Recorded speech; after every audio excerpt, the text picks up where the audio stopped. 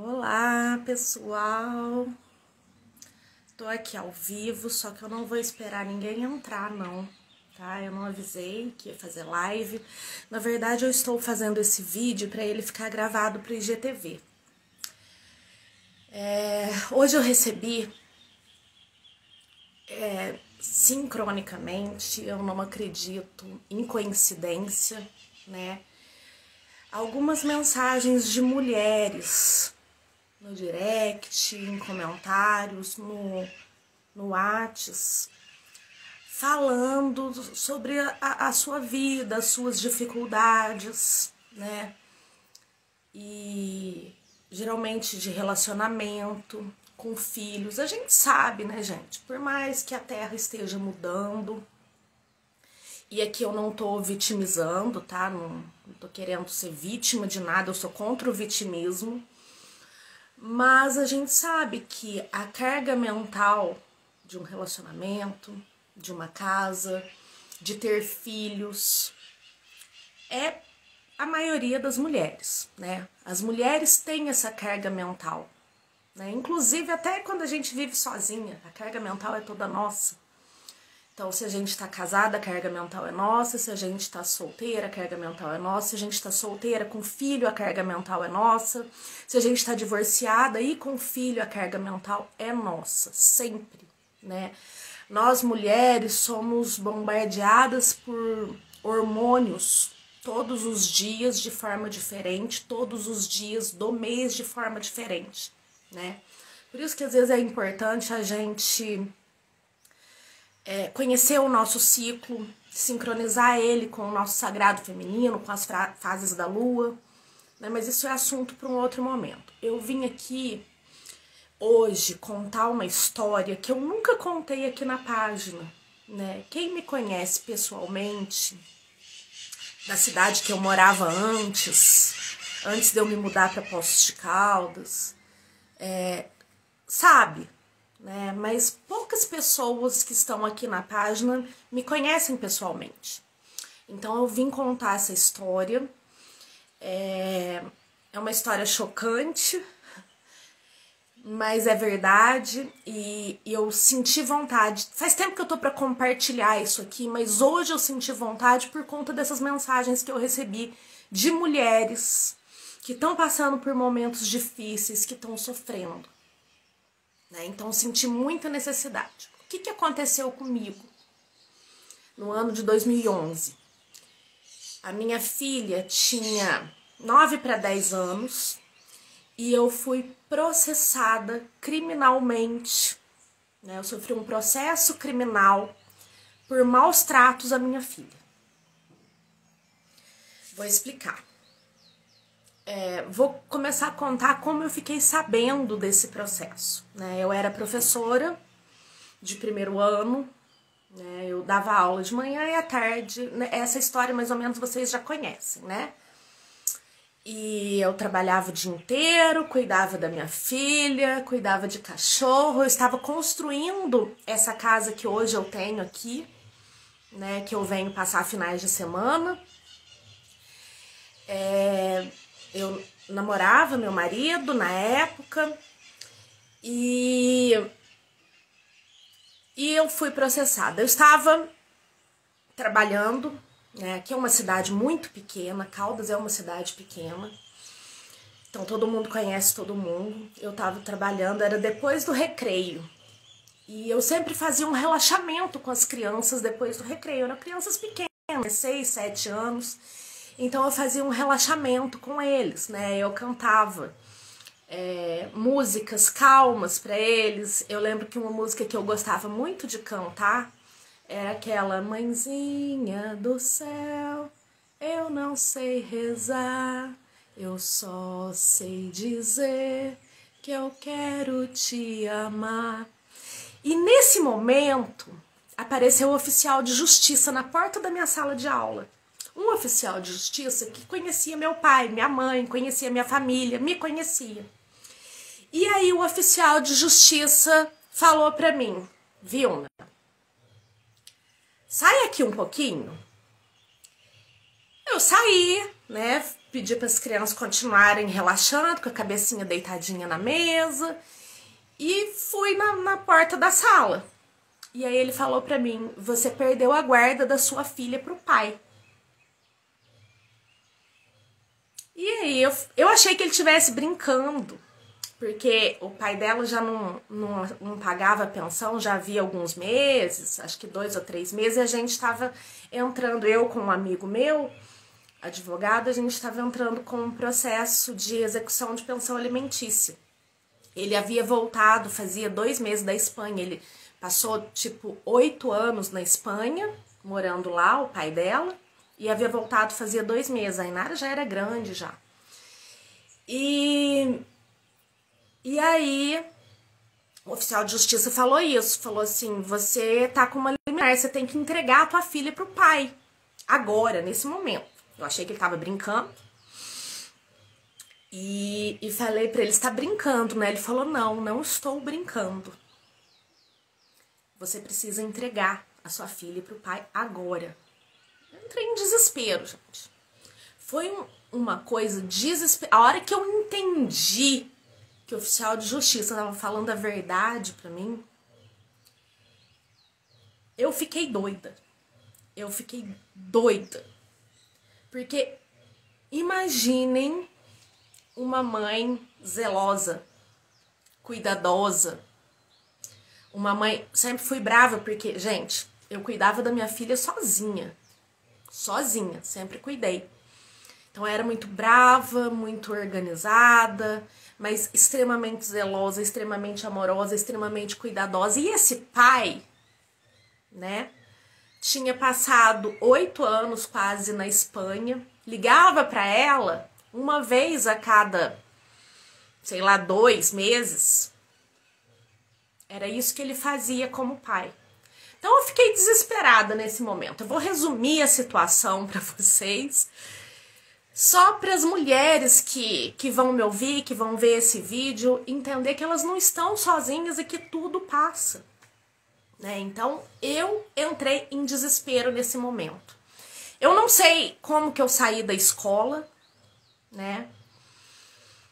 E aí, o que acontece? Aí quem tá ouvindo aqui deve estar perguntando: nossa, mas aconteceu alguma coisa para ela ter sido processada criminalmente por maltrato a menor, né? A filha dela. Um juiz não dá uma liminar assim, do nada. Eu acredito que vocês devem estar pensando isso, né? E aí eu vou contar para vocês. Vocês conhecem a justiça no nosso país, como é que é. Quem vive em cidade pequena sabe como são as coisas, né?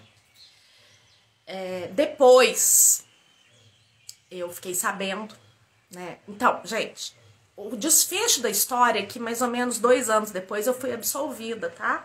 Eu não perdi a minha filha, eu fiquei com a minha filha. Ela tá comigo até hoje. Foi um trauma muito grande pra mim e pra ela, mas a gente tá junto até hoje, eu fui absolvida. Mas o que aconteceu, né? Eu passei 2 anos que foi um inferno, literalmente um inferno. Foram 2 anos assim que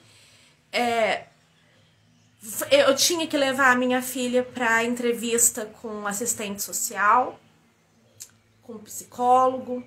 Aí eu tinha que suprir dentro de casa, né, o trauma emocional que ela sofreu. Então foi um inferno, mas como que eu suspendi essa liminar, né?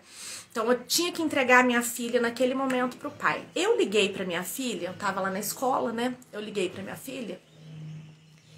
Ela já tinha celular e a gente se comunicava, ela tava saindo era o horário dela sair da informática, fazia informática e ir pra casa da minha mãe. E era pertinho, assim, tipo 1 ou 2 quadras, né? E eu tinha ligado pra ela no momento do recreio e tinha falado pra ela pegar uns Tupperware. Vocês sabem que jeito que é vó com Tupperware, né, gente? Minha mãe tava louca atrás dos Tupperware dela. E eu falei assim: Nara, vai lá em casa, pega os Tupperwares, que eu morava na rua de baixo, assim, da casa da minha mãe, e leva pra tua avó. Ela falou: tá bom, mamãe. E ela tava nesse trajeto, a hora que eu liguei pra ela, de pegar os tapueres e levar. E aí o pai dela ligou pra ela, falando que ia dar um beijo nela. E aí ela saiu aproveitando que ela ia em casa buscar os tapueres, né, ela com 9, 10 anos, achando que o pai ia dar um beijo nela. A hora que ela chegou na porta da minha casa, o pai dela tava com 3 moças do conselho tutelar e dali eles não deixaram mais ela sair e impediram ela de me ligar. Ela entrou em desespero, né? A hora que eu liguei pra ela, ela falou pra mim assim... Primeiro que ela desligou o telefone. A Inara nunca fazia isso, né? Ela desligou o telefone na minha cara. E aí eu desesperei, né? Eu tava lá na escola, não tinha o que eu fazer. E aí eu liguei de novo pra ela. Ela falou assim, mamãe, eu já tô aqui com meu pai agora e meu pai falou que agora vai ser guarda compartilhada. Eles mentiram pra ela. O pessoal do conselho tutelar, o pai, mentiu pra ela. E aí, né, eu tinha que ter muito discernimento naquela hora. Eu acho que foi Deus, né? Eu falei assim, Nara, você tá aí em casa, né? Ela falou, tô. Eu falei, então fica aí, espera a mamãe aí, que eu estou chegando. E aí a gente conversa, né? E ela ficou lá. E aí eu liguei pra minha mãe. A minha mãe falou assim, eu falei, mãe, corre, vai acudir a Inara. Vai lá ficar com ela. Porque, resumi a história, minha mãe ficou louca. Meu irmão saiu na frente, né? Foi lá ver o que estava acontecendo. Ela estava acuada com o pai. As 3 moças do conselho tutelar, que de tutela de direito de crianças não tinha nada, né? Porque primeiro o conselho tutelar não tem autorização para fazer esse tipo de coisa. Quem faz quando tem um procedimento desse é o oficial de justiça. O conselho tutelar só acompanha, né? E o oficial de justiça estava lá comigo. Né, eles não tinham o direito de ter interpelado a minha filha. Ela foi enganada, né? O pai ligou pra ela, enganou ela. Falou que ia dar um abraço, não era abraço nada. Eles não deixaram ela entrar em casa. Quando eu cheguei com um oficial de justiça na porta da minha casa, estava meu irmão, que depois me contou o show de horrores que foi. Meu pai com a minha mãe. A metade da cidade na rua, né? Porque cidade pequena é assim que funciona. Assistindo. E a minha filha grudada na grade do portão. Chorando, assim, desesperada. Ela estava. E aí eu também já tava chorando, já tava desesperada. Eu não sei como é que eu subi de carro da escola onde eu tava, uns 5 quilômetros. Gente, eu não sei como é que eu não sofri um acidente. De tão nervosa que eu tava. E aí, eu e minha filha, gente muito conhecida na cidade. Onde eu ia, eu levava ela, né? Eu jogava vôlei, eu caminhava, ela fazia capoeira, fazia balé. Então, assim, todo mundo sabia que não existia maltrato, né? E aí eu consegui reverter a liminar. Porque eu tive ajuda de muita gente. Gente que eu não esperava. Ficou sabendo. E foi depor. E foi conversar, teve gente conversando, tive amiga indo atrás de promotor, falando, não, tá errado, né? E aí o oficial de justiça chegou, conversou com o juiz, falou assim, olha, não tem como eu levar, porque a Inara estava extremamente assustada, né? Porque eles pegaram ela ali na porta de casa, não deixaram ela sair, não deixaram ela entrar, não deixaram ela voltar, não deixaram ela me ligar, tomaram o celular dela. Foi um trauma muito grande pra ela, pra mim. Eu consegui reverter a liminar, respondi processo 2 anos, fui absolvida, graças a Deus. Hoje a Inara vai fazer 20 anos, né? É uma mulher, é uma moça, é jornalista, tá fazendo jornalismo. Mas foi um trauma, né? Eu fui vítima na época de preconceito, de misoginia. Fui vítima de um conselho tutelar totalmente despreparado. Depois, no bojo do processo, foi provado que eles mentiram deliberadamente, né, sobre já ter me notificado a respeito da denúncia do pai, não notificaram. Eles mentiram deliberadamente, o conselho, as mulheres do conselho tutelar, sobre que haviam marcado consulta para mim com um psicólogo do SUS, com um psicólogo do conselho, e não tinham, gente, eu não sabia de nada, né? A gente sabe que cidade pequena tem fofoca, enfim, mas eu não sabia de nada. Então eu consegui provar tudo isso no processo, né? Eu consegui laudo de psicólogo, laudo do SUS, falando que nunca marcaram nada pra mim ou pra minha filha, do conselho tutelar. Consegui laudo de médicos falando que ela não tinha sinal nenhum de maltrato. Da própria assistente social do fórum depois, né? Então foi provado. Eu era uma mãe muito brava, né? Eu criava ela sozinha. Muitas vezes eu tinha que me interpor. Eu não era não, tá, gente? Eu sou. A Inara tá aí, ó. Ela pode até falar a hora que ela estiver vendo esse vídeo, que ela vai falar assim, eu sou até hoje. Eu pego no pé mesmo, vai fazer as coisas certas, eu tô aqui, eu pauto pela ética, pelo que é correto, pelo que é justo dentro do meu nível de consciência. Então, eu tenho a consciência minha tranquila. Eu sempre fui assim, sempre. No dia da audiência com o juiz, ele perguntou, por que você acha que aconteceu isso tudo? Eu falei assim, eu acho que aconteceu isso tudo porque eu sou mãe de verdade. Porque eu sou mãe que tá ali. Eu não admitia de forma nenhuma que alguém se colocasse no meio da educação entre eu e minha filha. Eu não permitia esse limite, que ultrapassassem esse limite. A Inara, minha filha, sabia que eu era mãe e era pai. E que era a mim que ela tinha que recorrer, era eu que era o suporte dela, a segurança dela. Então, quando, né, o pai dela não estava aqui, morava na Espanha, quando tentavam ultrapassar esse limite, eu não deixava, né? Eu fazia o que os homens fazem, só que os homens são homens, né? Eles podem fazer. Uma mulher, quando impõe esse limite, principalmente uma mulher solteira, uma mulher mãe, uma mulher que vive sozinha, porque eu vivia só eu e minha filha, eu não vivia na casa dos meus pais, né? Então, uma mulher solteira, com filho, quando ela estabelece um limite, a sociedade tende a não aceitar, né? Então, eu respondi para o juiz, quando ele me perguntou, que eu acreditava que era por isso que tudo isso tinha acontecido. Claro que tem outros fatores, né, que eu suponho, né,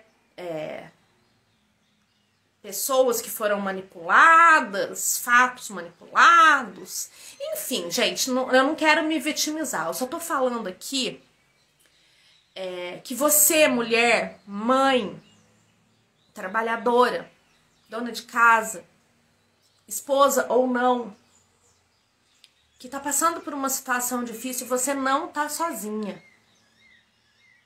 Estamos juntas. E, espiritualmente falando, não existem vítimas. Eu tinha que passar por aquele processo, naquele momento, eu atraí aquilo pra minha vida, né? Por quê?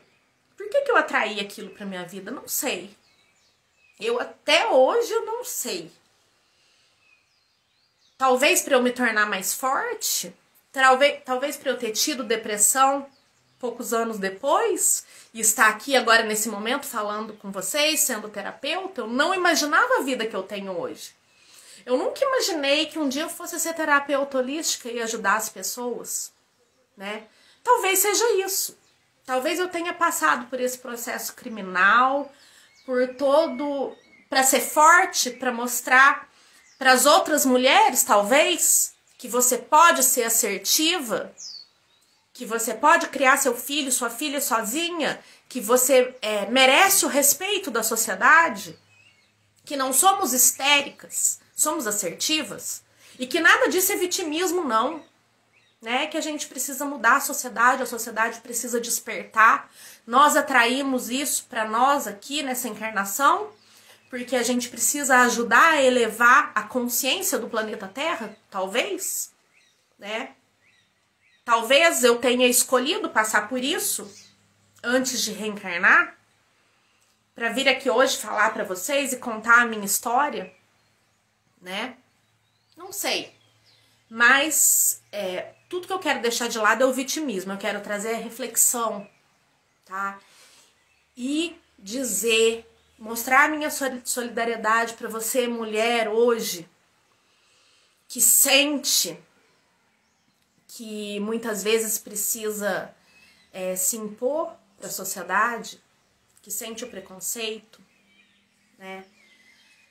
Tudo tem um propósito, gente, que não é do vitimismo, que não é se vitimizar, mas é elevar a consciência do planeta, é fazer as pessoas despertarem com as nossas experiências de vida, com o nosso modo de vida, com o nosso jeito de ser, né, numa sociedade que ainda é machista, mas isso tá mudando. É a gente falar de machismo, de vitimismo, sem se vitimizar, com o intuito de despertar, né? Com o intuito de despertar, com o intuito de elevar a consciência, elevar a vibração do planeta Terra, porque homens e mulheres são iguais. A minha filha entrou. Bom dia, meu amor. Eu estou contando aqui nessa live que vai ficar gravada, resumidamente, a nossa história com o conselho tutelar, com o processo. Ela entrou agora. Eu recebi algumas mensagens de mulheres e resolvi compartilhar hoje, de forma resumida, a nossa história, Nara. Gente, olha que linda que ela é hoje. Depois vocês procurem o perfil dela aí no Instagram. Nara Angra, jornalista da TV Poços. Ela, ixi. Maravilhosa, amor da minha vida. Ela sabe disso. E aí agora eu vou ficar emocionada, né? Vai lá, isso aí. Também te amo, meu amor. Então, mulheres que estão me ouvindo, vocês não estão sozinhas. Seja o que for que você está passando, você não está sozinha. Tem um propósito. Descubra qual o seu propósito. Descubra o que você precisa aprender e o que você precisa ensinar para a sociedade, para a gente contribuir para o despertar do planeta Terra, onde todos seremos realmente iguais. E se quiser contar comigo, se você estiver numa fase difícil e precisar contar comigo, eu tô aqui, né, de várias formas, para te ajudar, para te apoiar, para te dar a mão, se você quiser, e pra gente contribuir para esse despertar lindo que a gente está vivendo agora em 2020. Então era isso que eu queria dizer. Esse vídeo vai ficar gravado, eu vou deixar no IGTV. Se você sentir no teu coração e quiser compartilhar com alguma mulher que também está passando por uma situação difícil, para ser mãe, para ser mulher, para ser amiga, para ser filha, para ser solteira, para ser sozinha, compartilha com ela. E vamos juntos nessa egrégora de luz para despertar, para elevar o nosso planeta, né? Sem vitimismo, mas com consciência de tudo que a gente precisa mudar. Porque a gente não vai mudar a vibração do planeta todo enquanto a gente não fizer essa mudança. É isso, gente. Um beijo. Beijo, Nara. Te amo. E um beijo a todos que ficaram comigo e a todos que ainda vão ver isso. Muita paz, muita luz e namastê.